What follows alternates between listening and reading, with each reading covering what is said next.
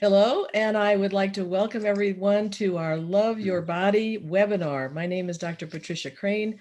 I was privileged to work with Louise Hay personally, and that evolved into a worldwide training program. And today I am very thrilled to welcome you and also to welcome our 5 panelists who are all Heal Your Life workshop leaders, coaches, and a few trainers. And first of all, we have Sandra Filer from Florida, and she's the trainer for the US.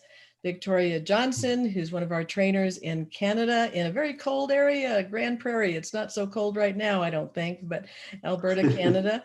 Mark Thompson, who's a Heal Your Life workshop leader and coach from London, England. Loretta Tolliver, who's one of our newest Heal Your Life workshop leaders, who's from Dallas, and Christy Dixon, who's a Heal Your Life workshop leader, and our chief admin. And as I've said many times, she keeps me sane. So thank you, Christy, for being on here. And we thank all of you for, wanting to learn more about loving yourself and especially loving your body. I want to start out with a reading from Louise's book, Meditations to Heal Your Life, and it is about loving your body. So I would just invite you to take a nice deep breath, let your body relax, and just listen to these wise words. My body is perfect for me at this time. My body weight is also perfect. I am exactly where I choose to be. I am beautiful, and every day I become more attractive. This concept may be hard for you to accept, yet things are changing now that I'm treating myself as if I were someone I truly loved. I'm learning to reward myself with healthy little treats and pleasures now and again. Little acts of love nurture me, doing things I really like, such as a quiet time, a walk in nature, a hot, soothing bath, or anything that really gives me pleasure. I enjoy caring for myself. I believe it's okay to like myself and to be my own best friend. My body is filled with starlight and I sparkle and glow wherever I go. And so it is. You can take a nice breath again and open your eyes. I think that last line from Louise, my body is filled with starlight and I sparkle and glow wherever I go. I think that's such a great image. It's so wonderful. Many of us get negative messages when we're growing up about our bodies. And I once read in a it was in a country song, and it says, "Don't read beauty magazines, they'll make you feel ugly." And I've always thought that that was really good advice because we get this image from the media about what we are supposed to look like, what we should look like, what weight we should be, etc. And for most of us, none of that is attainable. So really learning to love your body, and part of the foundation, of course, of Louise's work, or the main, is loving yourself, and your body's part of that. So our panelists today are going to help you with their insights, how they used Louise's work to love their bodies, and also just some ways that you can follow up after this webinar. So I'm going to start with Sandra Filer, who I said is our trainer in the US. Sandra started with us in 2006, and she loves just helping people with, learning all the things that they need to change their lives. And she's had some pretty spectacular things happen with her life, healing finances, attracting a wonderful relationship, and more. So Sandra, please start us off. So just to start us off, I was really thinking about, messages I received when I was growing up about my body and how that affected my body image. Mm-hmm. And I received these messages from, I think, every member of my family, actually. Mm-hmm. And it was body messages, and it was also related food shaming. And so in particular for me, we were always, needing to finish the food on our plates. And I was the one that was finishing the food on the plates. So I was referred to as the hungry, hungry hippo. And then I also just thinking about my grandmother, and she would look at my body and say things like, "Are those bunions developing on your feet?" And then the one that really hit me the hardest was, "Wow, Sandy, your hips look like they're getting really big." And so how that's affected me is that I have been a prisoner to the scale for my entire life. And I am always thinking about what I'm putting in my mouth and how it's going to affect my body. Wow. I think there are a lot of people on this webinar that can really relate to that. So thank you so much. Okay, Victoria. And again, Victoria is one of our trainers. She's also a coach trainer and teen trainer in Canada. And she has just a wonderful reputation in her trainings for being so personable and really following up afterwards with her trainings as well. So Victoria, share with us, please. Thank you, Patricia, and Sandra as well. I really appreciate what you said about being a slave to the scale, and so often we're measuring our worth there on that scale. When I think about my childhood, the one thing that stands out the most is my self-criticism. I've always been tall and bigger, and I don't think that that necessarily meant overweight. However, I wanted to be one of those cute little girls. You know, they were just so cute and little all the time. And then I just felt like this big elephant walking into the room, even though I think that was all in my mind. And knowing that I come from this very small family, and just having that image of being bigger, and that being wrong. That the right way to be was to be small. And honestly, if I had a dime for every time I heard, you could be such a pretty girl, if only. And I know these people meant well, and it's just, you know, really carrying that forward in our adult lives and healing that part of us. Great, thank you. And just so our attendees know, we're going to come back to, you know, how Louise's work helped everybody, but we're going to just start out with the kinds of negative messages that we got and who we got them from. So Mark, and, you know, often we think of women having more body images, but I think, you know, men do as well. And Mark is not only a Heal Your Life workshop leader and very active coach, helping people with their relationships and health and any other issue they have in their lives. He's also a Reiki practitioner. And he also, let's see, found his life was a struggle. And so Louise's work helped him get out of the trenches, as he said. So welcome, Mark, from London. Thank you. Yeah, I mean, well, when I grew up in New Zealand, because I grew up there and I spent the first 35 years of my life in New Zealand, the role model for being a guy was being a big, tall, really muscly All Black, which are these big rugby players who are world champions, and you know, and they flatten people, you know, and they don't cry. So that was sort of, and you know, I was this sort of like average height, very skinny guy with glasses. So I didn't quite make the cut, and people used to tease me about my glasses, and yeah, and about the fact that I was very skinny, and yeah, mainly people at school actually. I think that your kids, your fellow peers, can be really cruel with that, and yeah, it made me quite shy, and I actually had problems trusting people for quite some time. It took me, I think in my 20s, I finally started to be able to open up and trust people more. But certainly as a teenager, I really didn't trust anybody at all. Yeah, yeah. And partly it was because of that and one or two other things. Thank you. Yeah. Loretta. Well, hello. And I would have to say for me, growing up, I probably did a lot more of comparing myself to what I saw. And not a lot looked like me on television as a child.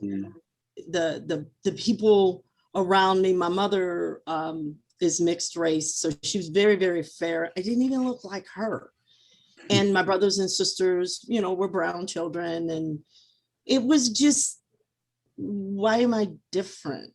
Why don't I measure up to the people around me? And I can remember growing up, and we would go to the store.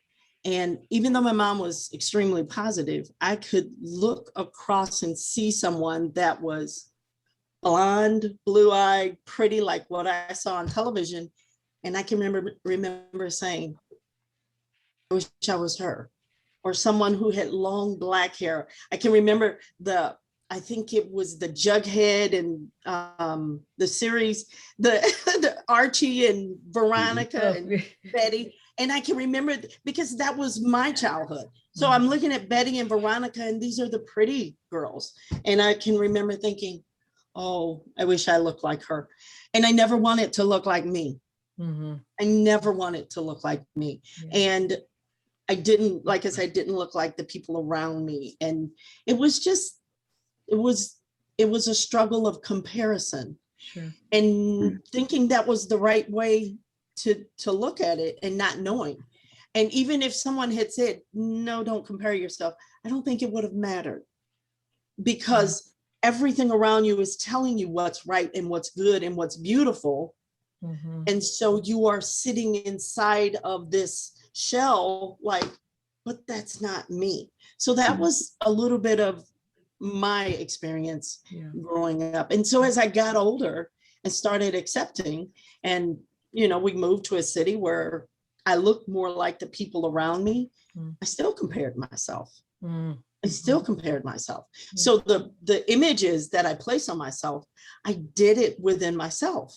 And I can still today be in a situation where one of those thoughts will bring itself back. When I look at someone, that's what I thought was beautiful. And I can now say, and so am I. Yeah, beautiful. Well, and I also want to say that you spent many years in the corporate environment and then began looking for something more meaningful to go into. And so we really want to welcome you into the Heal Your Life family and community. And thank you for all the work that you're already doing to bring more peace to people. So thank you. Thank you.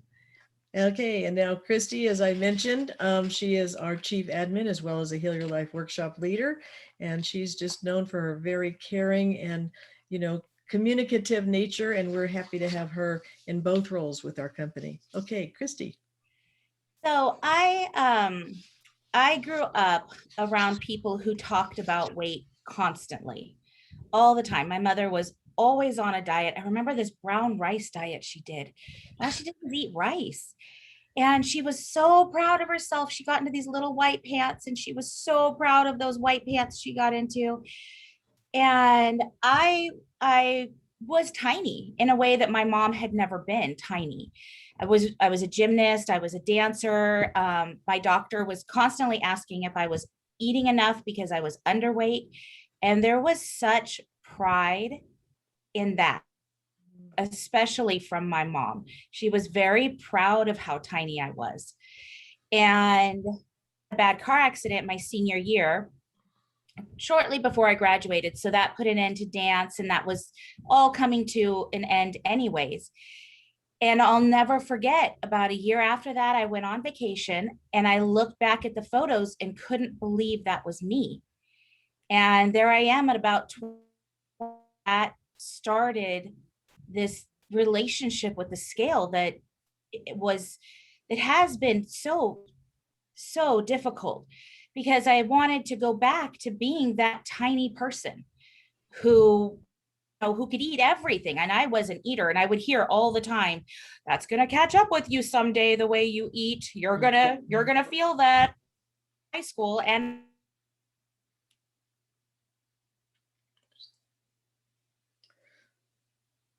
Oops, we have Christy freezing up a little bit. Okay, well, hopefully she will come back. But Christy, you were freezing up there. I know, I saw. Okay. Sure, we missed something important. Do you want to repeat that? I was just saying that, ever since I saw those vacation pictures where my thighs had gotten a little bigger, my tummy had gotten bigger, it's been a roller coaster ride of trying to figure out how to get back to being tiny again. Great. Okay, thank you. Well, and I have to say, for myself, in my family, there was not much in terms of weight and body image and things like that. But for children at school, when I was in junior high, somebody started my nickname as Fat Pat. And I use Patricia now, but back then I was Pat Crane, and somebody started Fat Pat. And even though I wasn't at the time, I was maybe a little chubbier than, I might have liked, but I really got a lot of insecurity because of that. And that's when I started looking at myself in the mirror and saying, am I fat? Aren't I? I don't remember us even having a scale at home, but there was that beginning. And then as I got older, I really didn't date much at all. In high school, I was very dorky and, a brain, and did well in school. So nobody wanted to date me. But when I got into college, what I noticed was that whenever I went on a diet, and by then I was doing diets, so I wasn't fat Pat anymore. But what I noticed is I'd get below a certain weight, and then suddenly men were interested in me. And it's not like the weight was all that high, but it was like a certain weight, and suddenly, okay, I have to be slim and this certain weight for men to be interested in me. And so unfortunately, I went on a lot of those yo-yo kinds of diets. And that set up a really bad pattern for later, because, you really need to build up muscle. You don't need to go on these yo-yo diets. So then I became more heavier as I got older, and said, I thought, see, that what that 8th grader said to me, that's true. I'm fat Pat. And so that's something that I've been dealing with. But I do have to say, I thank my parents for, not really having any of those kinds of body issues that the rest of you are talking about. It was more the kids at school that bothered me. And then I think also just the media, is so negative. So let's go another round here and just talk about, besides your parents, because we talk a lot about our parents and releasing things and healing that relationship in the Heal Your Life work. But there's certainly, beyond just our parents, our relatives, our peers, the media, and other institutions, like our education and even our religious institutions. So Sandra, any of those that are striking a chord for you? Well, for me, the immediate example that comes up, and for young girls that are listening to this call, they may be able to identify with this, in order to be loved and beautiful and accepted, you've got to have voluptuous, breasts. And I was a very small breasted teenager. And I can remember being shamed publicly in class by a boy that pulled his shirt down really tight and said, look, I'm like Sandy, flat like Sandy. And that stuck in my mind. And I can remember later being an adult at a conference and standing with my grandmother and in front of God and everybody and announcing, if I could do anything in the whole wide world, I'd get a breast augmentation, because I had all my worth was wrapped up in the size of my breasts. So that was something that has stuck with me all my life. Yeah. Oh. Okay, Victoria. When I think about what impacted me, again, I was raised in a small town, and I wasn't influenced a lot by media and so on. It was just the people who were around me. And what I saw was, and you're going to laugh, the thigh gap. Everyone, except for me, of course, in my mind, had the thigh gap. And I mean, honestly, just the way I'm built, I'll never have the thigh gap, and I'm good with that. But it was some other way for me to know that I was wrong, and there was something about me that was not acceptable. Yeah, great. Okay, and before we go to Mark, I just want to say to all the attendees that you can either put something on the chat, or you can click on the question and answer icon and put in a question for us. And Christy will be monitoring that. If you want to ask a question of somebody specifically, just put in who their name is, and we'll get to those questions pretty quickly. Okay. All right, Mark. Oh, you're muted. Apologies. Like you, Patricia, I didn't have too much problem with the body image stuff from my family. And in fact, actually with my father, he was very sort of slim and wiry and quite strong in his own way. And I took that as a role model later in life, because I sort of felt that, there were advantages to the body type that I had. So when I learned to accept the body type I had, I could see what he'd been doing with it. But it took a long time to get there, because we don't feel good about ourselves in so many ways. And of course, one of the ways that comes out is with our bodies. So I don't think there's a single person on this planet who has grown up without having criticisms made to them about their body, or actually criticizing themselves for their body. And I think the most destructive part of it is when you take on board the negative messages that have come to you from the outside world and actually apply them to yourself, because unfortunately for many of us, we're even more negative and hard on ourselves than the outside world could ever be. And I think that was the battle I had, really. And yeah. Thanks. Yeah, I think you're absolutely right on with that. We take it in and then we keep criticizing ourselves. And of course, number one on Louise's 12 ways to love yourself is stop criticizing. Exactly. And, that takes a lot of awareness and some growth to do that too. Okay, Loretta. Well, for me, it's like I said, it's everything around me. And when you are in an environment where you don't look like the people around you, then the environment controls how you feel if you allow it. Right. And so I allowed it in many, many ways to control how I feel. And I guess the difficult part of that is from environment to environment to environment, whether it was work, school, home, wherever I went. And to be perfectly, transparent and honest, even when I walked into Sandra's class, I looked around me and the first thing I said is, you're the only one that looks like you here. Mm-hmm. Not realizing that's a wonderful thing.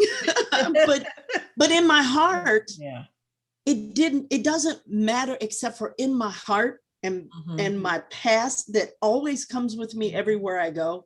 This baggage that I'm carrying, that little shirt, wrinkled and ugly as it is still in my baggage. And it still tells me when I walk into a room to compare myself to who else is there. Am I, bigger, smaller, blacker, lighter, prettier, uglier? Do I have blue hair and everyone else has black and blonde or brown or whatever? And it's unnecessary. Yet it still just creeps its way in. Right. It still does. Yeah. And I work really, really diligently to just focus on me and nobody around me, to just wipe out comparisons. Yeah. Well, and I think you're really illustrating a wonderful thought, and that is that it's an ongoing process, that we keep going deeper within ourselves to release those old negative thoughts and things like that.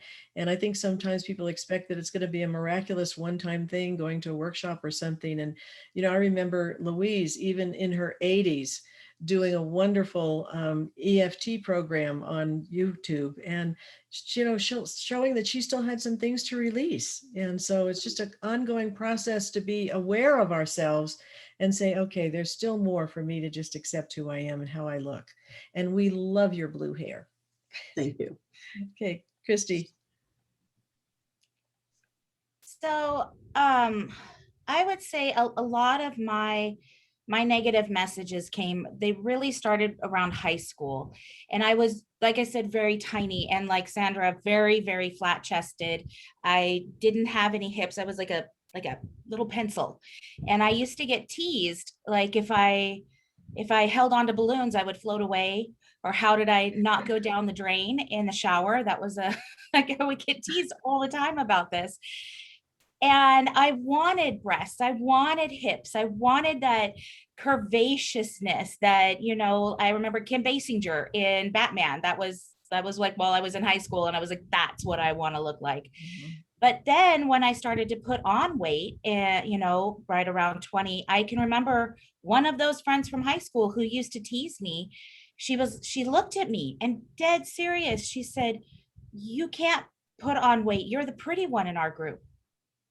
And it stuck. And I thought, oh my gosh, my mom wants me to be thin. My friends want me to be thin. The boys want me to be thin. Everybody wants me to be thin. And I couldn't even enjoy the curves that I started to get. And it was a real battle working through those messages that everybody feels that they have the right to share with you about you. And there's been a lot of learning along the way, and a lot of learning to not only about me and what I see and judge in me, but the most important thing is what I see outside of me. That's what I have found to be the most healing in all of that. It's not so much about what I feel and I mean, it's about what I feel in my heart and then how I express that outwardly. Right. And having non-judgments. Like, you look great in a bikini, no matter what. And that's not always the easiest thing to feel about others when you're first starting to realize you don't love your own body. Mm-hmm. Great. Yeah, thank you. So now let's talk about Louise's work and how that transformed your body image, and anything in particular in her work, and some of the techniques we'll talk about as well that are really, really helpful. So Sandra, I'm going to go back to you, and now we'll go shift into really showing how Louise's work makes such a huge difference in our lives on every level, but our bodies too. Yes. So I have to say, piggybacking on what Christy just got done saying, is that I really, and it's a daily practice. It's a daily practice, is that I have to stop all criticism of myself and of other people. And it's a challenge because my family of origin, we like to criticize and look at others. And so it's a day-to-day practice, and also always keeping in front of me. I just have this in front of my desk, and I know maybe backwards, but comparison never goes anywhere good. Mm-hmm. And I have that in front of my face every single day when I'm working at my desk to remind me that comparison never goes anywhere good. And then one other quick thing is one of Louise's authors, Dr. Wayne Dyer. I was listening to one of his books one day, and he said something in his book that really struck a chord. And he said that our body is not the same ever. We have baby bodies, toddler bodies, teenage bodies. And I thought, oh my gosh, that's so true. Like, why would I think I'm still going to have a 20-year-old body? I'm not 20. So just having that awareness has really been healing for me too. Good. Oh, that's a great point. I don't remember ever hearing that from Wayne. So that's good. That's great. Victoria. Well, I'd just like to say that I never knew it was okay to love myself and to love my body. It was just not part of the culture or how we're raised in our society, that where we are encouraged to love ourselves and love our bodies. And I think there comes an age, maybe we're 4 or 5 and we're wearing a pretty dress and we're twirling and everything's wonderful. And then all of a sudden you're told, don't be vain. Don't be vain. Don't draw attention to yourself. And so all of that criticism I had for myself, I kept in, and anything that I did approve of, I made sure that I was never showy about that. And just the shame that came with all of that, and going back to what Sandra and Christy shared, I'm going to speak on behalf of everyone listening who developed early, and the shame that comes with that. And so for me, I think a technique that has been very powerful and hard to this day is to place my hands on my body. And, for me, it's like right around my belly button, and just say, I love you, and sending that love. And I lay in bed either at nighttime or in the morning, and I do that. And I've got to tell you, the first 30 seconds, I hear all the criticism. Yeah, but, and I make all of the excuses. And then I'll settle into really loving my body and those parts of my body where I've had challenges. And so that's something I really encourage people to do, whether it's an injury to your knee, or whether it's extra weight, or maybe you're having some issues with your heart, to just really place your hands on your body and to love and approve of that part of your body and send love to it. Mm-hmm. Yeah, that's beautiful, Victoria. And actually, one of the exercises that we did at Louise's intensive was exactly that, sitting in front of a full-length mirror and saying, I know, we're going to get to that part too, and saying, I love myself, and touching the different parts of our body. And it was a very powerful experience for people, for sure. Yeah. Mark. Yeah, I think love really is the key, isn't it? And certainly, that was, I think the key message I have taken from Louise Hay is that pretty much any of the issues that we have can be healed with love. And there's lots of ways we don't love ourselves. And I think one of the early breakthroughs for me with this was with mirror work, actually, because the mirror is basically a place where most of us go to criticize. You know, I look in the mirror, I see the funny things with my teeth, I see the fact I'm a bit balding, and you know, and I'm 65, so sometimes if I haven't shaved right, I have hairs growing out of my nose these days, and all those sort of things. You know, the things that really you don't want to see, but you see them. And so if before I started doing the mirror work, I would have used those as a very good opportunity to beat myself up, and quite regularly. But yeah, doing the mirror work was very challenging for me. I think, Patricia, you set us a 3-week challenge where we had to do it 7 times a day for 3 weeks. Oh, that first week, I found it very, very difficult. There was a couple of days I did something every day, but I think one day I might have just done 2 because I kept forgetting about them. And then it sort of became easier because you could start to feel the process. And then actually, I got to the stage where I could do it when I was naked, looking at myself and looking at my body, all the imperfections of my body, you know. And I'm not the skinny person I used to be when I was about 6. I have weight issues too myself too these days. So from time to time. So yeah, and actually loving and accepting myself exactly as I am, where I am right now, is the key to be able to bring about the positive changes I want to make in my life, be it in my body or any other part of my life. But it starts with love and acceptance. That's right. Yeah. Right. Thank you. Loretta. I would say, for me, like Sandra, stop criticizing was really important, but the biggest thing was forgiveness. Yes. And the person, learning about forgiveness is one thing, and forgiving the people who have said something to me about me. I have large hips. I've always had large hips. And it embarrasses me when people say, oh my God, you have really, even if they say, oh my God, you have nice hips, it's like, oh. And so I had to forgive myself for the responses I was giving to others, not for them saying something to me, but for how I was responding. It's my body. Yes, I have large hips. Some people look at them and go, you've got really big hips. And some people look and go, I'm jealous. Whatever side they're on, I'm okay with it. I'm okay with it. But I had to forgive myself. I did have one lady tell me once when I said, oh my God, my hips I was in a dressing room. I said, my hips are too big. I can't fit this. She says, stop bragging. I didn't understand that when she said it. At the same time, I had to learn to forgive the way I felt about someone else's comment, compliment, whatever it might be. So the forgiving of myself.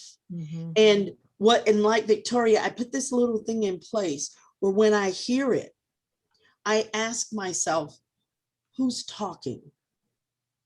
Is this Loretta, or is this my ego, or is this my past, or is this who I was when I was 7, when I was 15, 25, or who I am today? Who's talking? And I focus on that voice I'm hearing, and I work with it to calm it and say, it's okay. And I forgive myself. Right. Great. Thank you. And we are definitely going to talk some more about forgiveness. Christy. So ever since I've come into the work, I've been here now for about a decade, and I was really introduced to it through the job. And I thought, I can remember thinking like, wow, can I really love myself in the way that this has been, this is being explained to me? Is that really possible, where that inner critic can start to not have so much control over you? And I will say affirmations have helped tremendously, because when that inner critic starts to have their way with you, you can stop that inner critic with the affirmation that is working for you at that time. My affirmations change, about my body, they have changed from loving my body, which I'm doing much better at, to affirmations about taking care of my gut, which is really what I'm focusing on right now, and my gut health. And those really make a difference. They just shut that inner critic up. And it's really nice to get something, a tool, a very clear tool that can help to shut the inner critic up.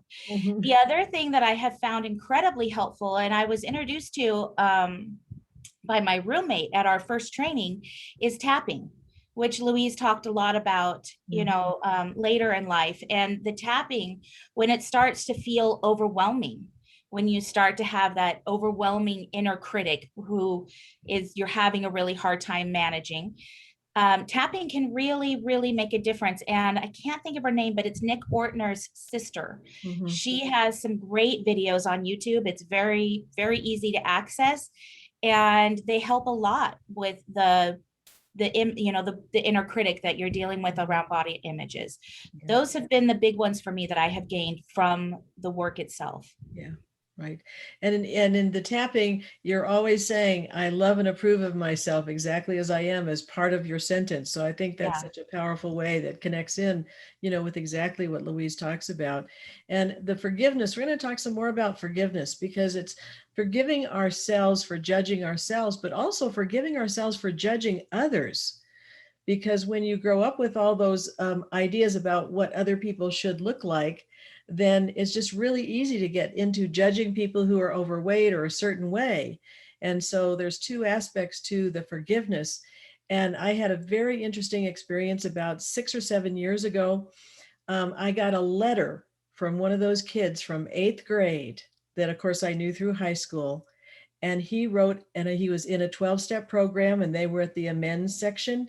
He actually wrote me a letter apologizing for calling me Fat Pat. And I was so moved by that. And the only reason he even had my address was because we had a 20-year reunion from high school, and I didn't go to it, but they got everybody's addresses. And so he had found my address in the 20-year reunion book. And I thought that was just so kind and so sweet that he was going to that finite a level to go to amends. So I can only imagine how many letters he had to send and how many people he had to talk to. But it was really such a sweet gesture. I really appreciated it. And it just reminded me of the power of forgiveness, because, that child in me that was really the teenager at the time just felt so much better. That part of me was so much better to know that somebody said, you know what, it was just what we were doing as kids and you really weren't, and I'm sorry. So it was a lovely, lovely message to get. Okay, so let's talk about forgiveness and some of the other techniques as well. And Mark was talking about mirror work. I meant to bring my bigger mirror, but here's the smaller compact mirror that most of us women have. And also everybody's got their phones these days, and all you have to do is turn the camera to yourself and you've got a built-in mirror. Now, granted, it's a little, limited in what you're seeing. And I do recommend the full body mirror work, as Mark was talking about. I think Christy, you did too, and stuff. And that is harder to do. And I've had done that at some of the workshops. So Sandra, how about you? What's for you the mirror work, forgiveness, affirmations, any other technique of Louise's that's really been helpful for you in healing? So I guess for me, I just have to go back to, I just recently gave a presentation to a large group of teenagers. And as I was preparing for that presentation, I was just reminded again of the power of our spoken word, and how that literally affects our physical body. And so the words we speak to ourselves, as well as the words we say to others, has a physical impact on our body. So I am very conscious in my languaging.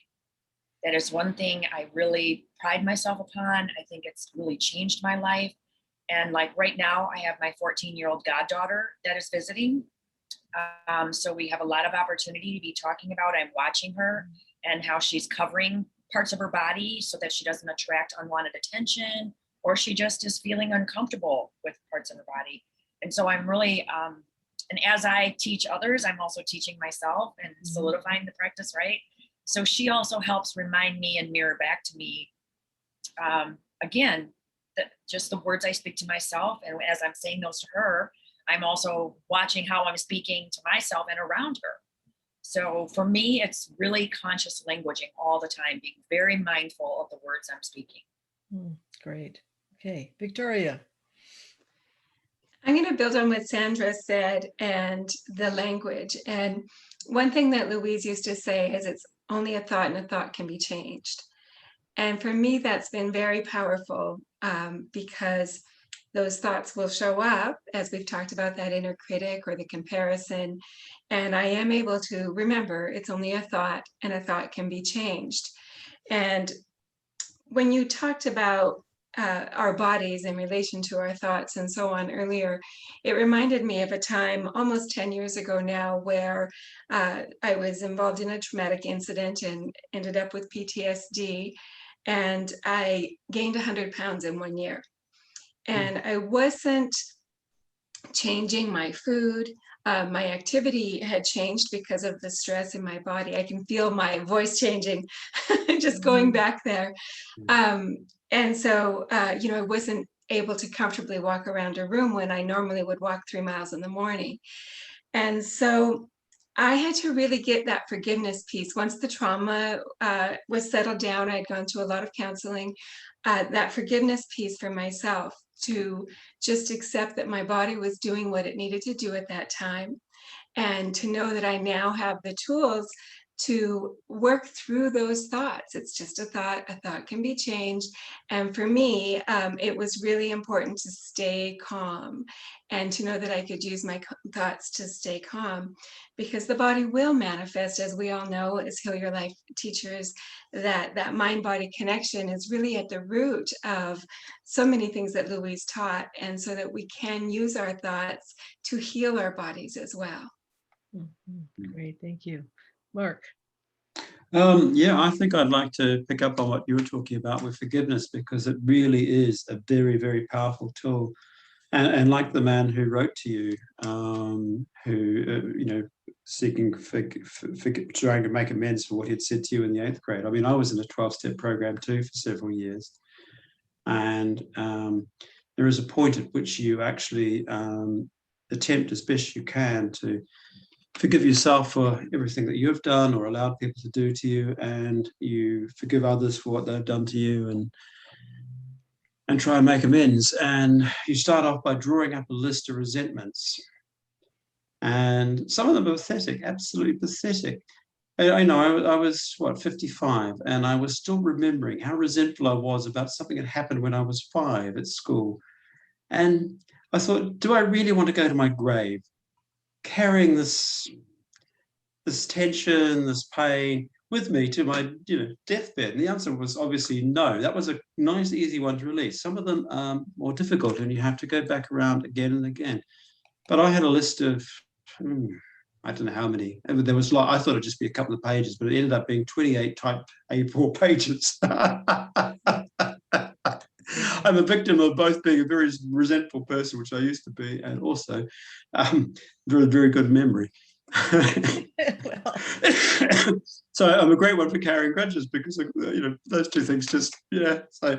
And that was such a tonic when I finally got through all that, and I've done it more than once, actually going through and releasing it, and it brings so much lightness and relaxation, and lets go of so much stress in your life, because you don't realize it, but each time you hold on to one of those things, you're often holding on to it in a part of your body. And that's causing stress to that particular part of your body. So you may be holding some anger, or you may be holding some guilt or some shame or some fear, and it's causing an enormous amount of stress and tension. And of course, stress is one of the leading underlying causes of most physical and mental health issues. Most of them have a component that comes from stress. Yeah, great. And so if the less stressed you are, chances are the more healthy you're going to be physically and mentally. And one of the ways to get yourself less stressed is actually to do forgiveness work. I can assure you from my own practice of that, I just know how much more relaxed I was after doing that. Well, and I think it's a great idea to do the exercise you were talking about, just going through and really taking some quiet time to go down and say, okay, who do I need to forgive?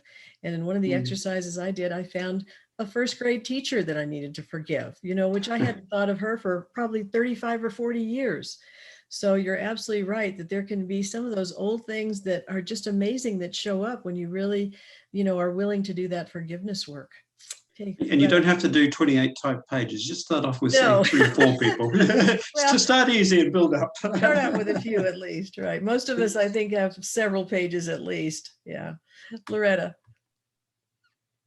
So when it comes to stopping the criticism, I have to agree with Victoria. It's still a thought.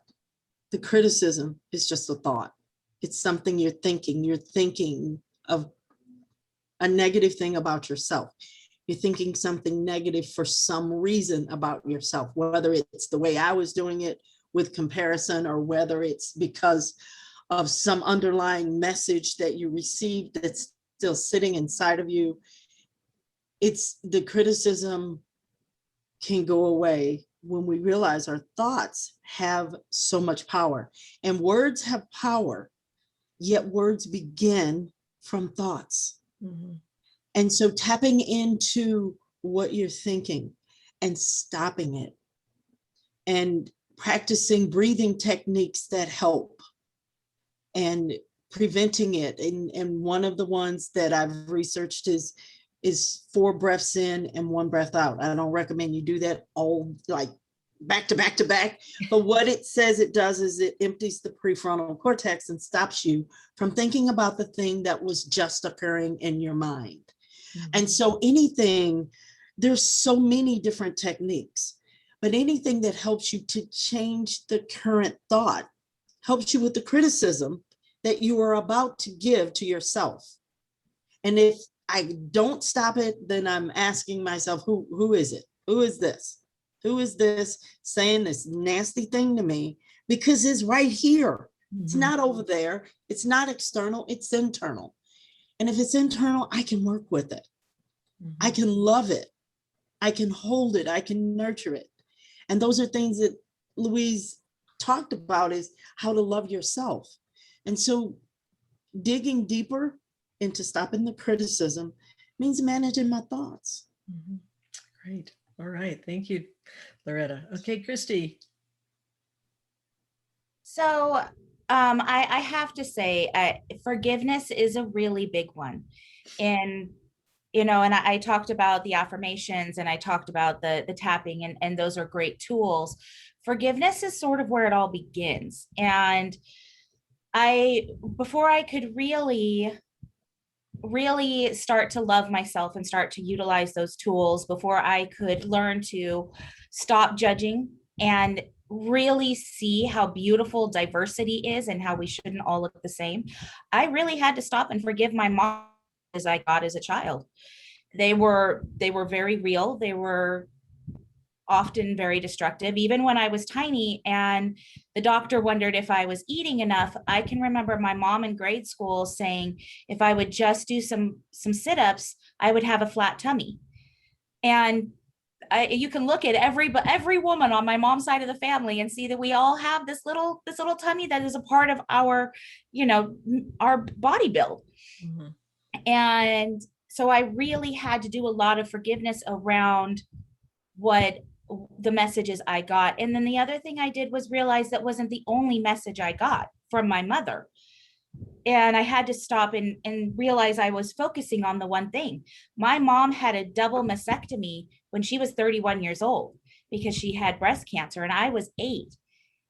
And I learned, there were no breasts left, and there were scars. She got keloids and she had scars.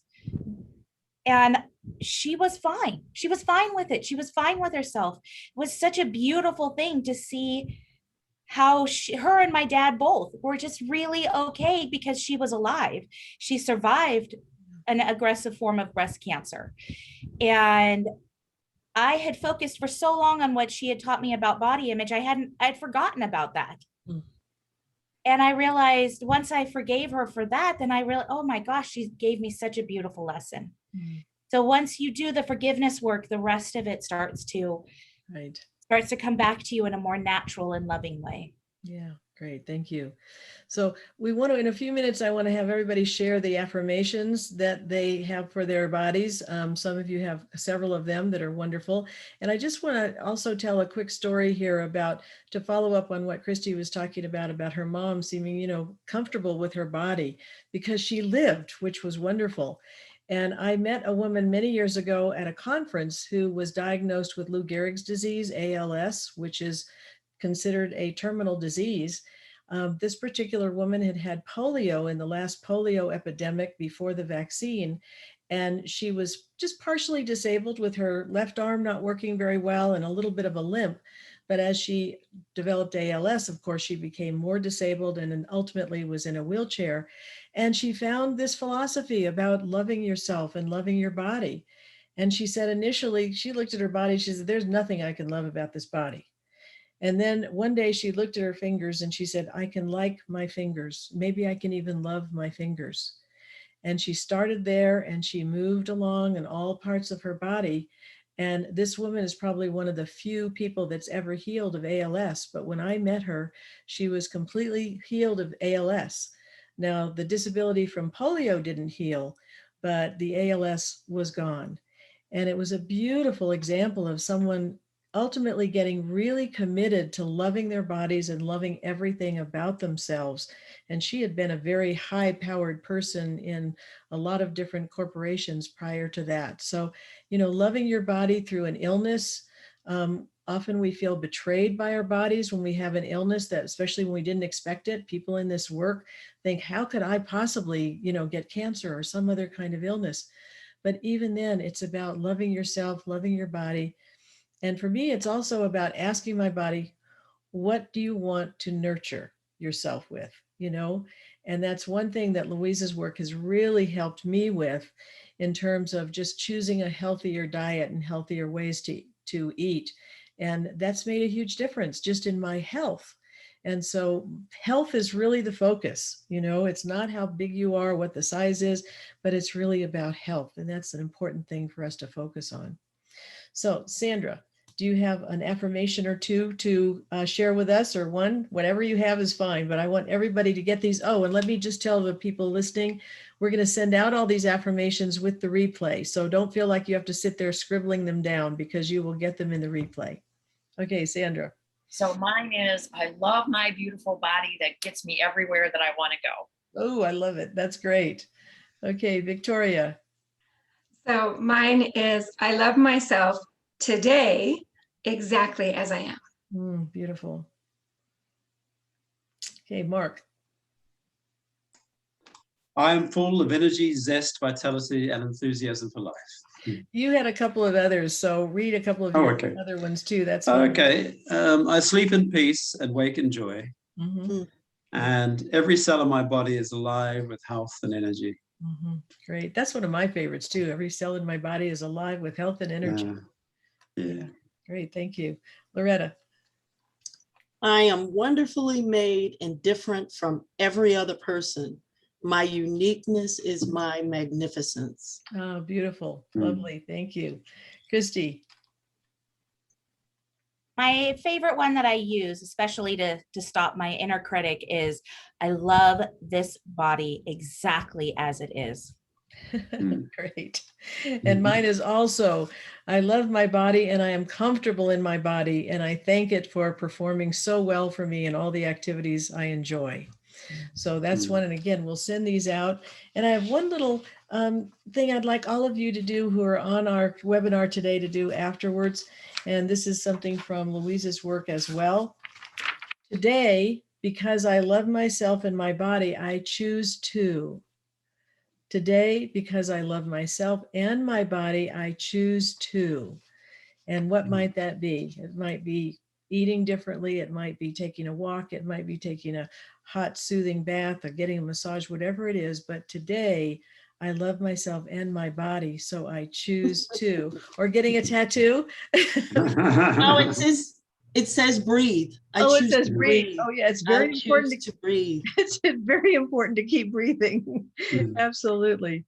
So I want to thank all our panel members. Thank you. You've just been so heartful and so honest with all your sharing. It's wonderful. And I know it's going to help not only the people that have been on the webinar live, but also the people that will see the replay. So thank you. Love yourself for giving this time today, for helping others. And also your emails will be in the replay as well if people would like to get in touch with you afterwards for trainings with Sandra or Victoria, and also for coaching or for any workshops that you might be giving. So thank you so much, everybody, and have a wonderful rest of your day, wherever you are, or an evening if you're in a later time zone. Okay, lots of love.